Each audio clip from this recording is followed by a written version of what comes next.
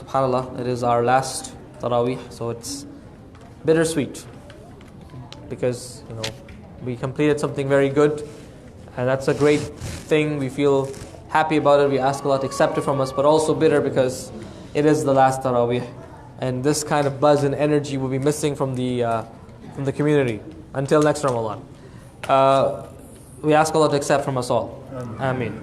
Surah Isra is a very beautiful surah. It begins by describing the Prophet ﷺ's journey, the miraculous journey of Isra and Mi'raj, where the Prophet ﷺ was taken from Mecca, then to the Bayt al-Maqdis in Jerusalem, in the journey of Isra, and then from there all the way up to the seventh sky to have the journey of Mi'raj.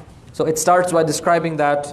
It starts with a little bit of history of Bani Israel, how Bani Israel were given a lot by Allah, and then they basically fell to the side, and the way they were corrected by Allah was not how normal ummahs were corrected. If a prophet came and a nation disobeyed, Allah would just destroy that nation. Bani Israel was not destroyed. Bani Israel lived on in history. The way they were corrected was by their enemies. Their enemies would come and completely annihilate them. And that was a wake-up call for them. And then they would kind of figure things out, the religion would be revived, and their course would be corrected. And it's an interesting little, there's an interesting parallel there between Bani Israel and the Muslim Ummah here. Because before Bani Israel, Allah subhanahu wa ta'ala would punish nations with destruction. Like Jibreel alayhi salam is sent, or angels are sent, or a wind is sent, or a thunder is sent, and it destroys the enemies of Allah. But now, the way it happens from Bani Israel onwards is Allah subhanahu wa ta'ala does not do that anymore. He reserves that right to the Day of Judgment now. But in the world, the course correction happens, and happens at the hands of the enemies. So Allah describes this, for example, فَإِذَا جَاءَ وَعْدُ أُولَاهُمَا بَعَثْنَا عَلَيْكُمْ عِبَادًا لَنَا أُولِي بَأْسٍ شَدِيدٍ فَجَاسُوا خِلَالَ الدِّيَارِ. Strong people, an army that would destroy Bani Israel so thoroughly that جَاسُوا خِلَالَ الدِّيَارِ, they got to the insides of the home. Like they left nothing behind. Again, happened, فَإِذَا جَاءَ وَعْدُ الْآخِرَةِ لِيَسُوءُ وُجُوهَكُمْ وَلِيَدْخُلُوا الْمَسْجِدَ كَمَا دَخَلُوهُ أَوَّلَ مَرَّةٍ وَلْيُتَبِّرُوا مَا عَلَوْا تَتْبِيرًا. Complete destruction. لِيَسُوءُ وُجُوهَكُمْ. Your faces will become darkened with grief at the loss. And subhanAllah, the Muslim Ummah has seen those as well. We have seen the Mongols annihilate the Abbasids to the point where they racked up the skulls of the believers in Baghdad. Did you know that? And they ransacked it so thoroughly that the Euphrates changed color. It turned black. Do you know why it turned black? Because they drowned all the books in it. So all the ink was washed and the river became black. And the second one that happened to the Muslim Ummah was recent. That was the colonialism.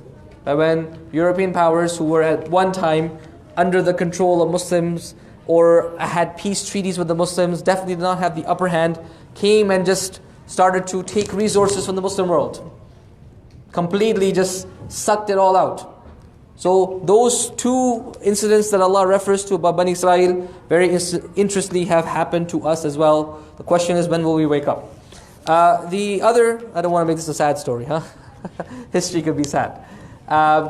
The other thing that's very interesting in this surah is it mentions, along with the proofs of Allah's, the finality of the Prophet ﷺ as the Prophet, it also mentions a very nice passage describing what we should do and what we should not do, a parallel to the Surah An'am.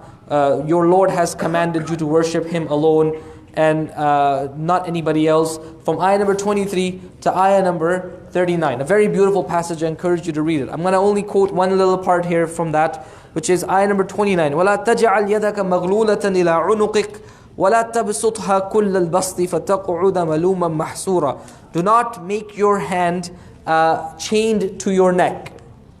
And do not extend it completely. فَتَقْعُدَ مَلُومًا مَحْسُورًا. then as a consequence, you become somebody who is blameworthy and somebody who is trapped. What is Allah talking about here?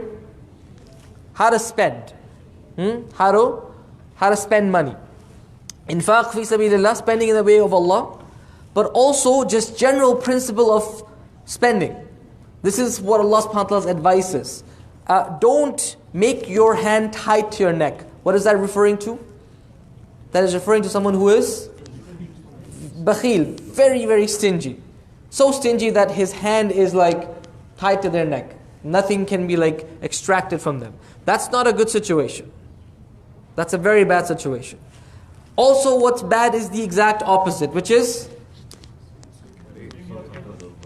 your hand is fully extended. So you're just spending without thinking.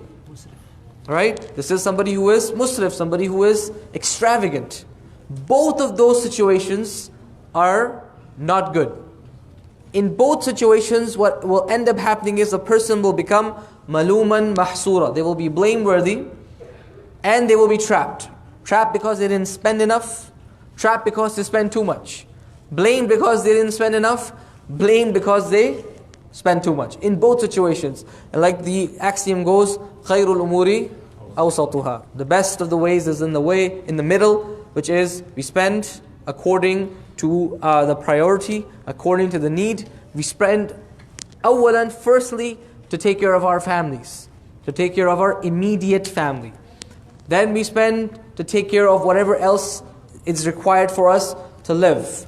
Then we spend in the way of Allah subhanahu wa ta'ala, the mandatory zakat, of course.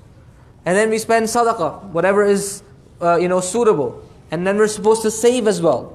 The Prophet ﷺ has a hadith about this, that أَلَا مَنْ وَلِيَ يَتِيمًا لَهُ مَالٌ فَلْيَتَّجِرْ فِيهِ حَتَّى لَا تَأْكُلَهُ الصَّدَقَةِ. The one who is in charge of an orphan's inheritance should take that money and invest that money, lest zakat eats it up. The idea being that we're encouraged to save and save wisely and prudently. All of those things are part and parcel of spending in Islam. It is not just, spend right away and then we'll see what happens tomorrow, or don't spend anything. Both of those are malum and mahsura. It's a very beautiful ayah. The balance that Islam teaches us, the balance that the Sharia is sent to inculcate in us is in this ayah and many more. We ask Allah to give us the tawfiq to understand the Qur'an and implement this.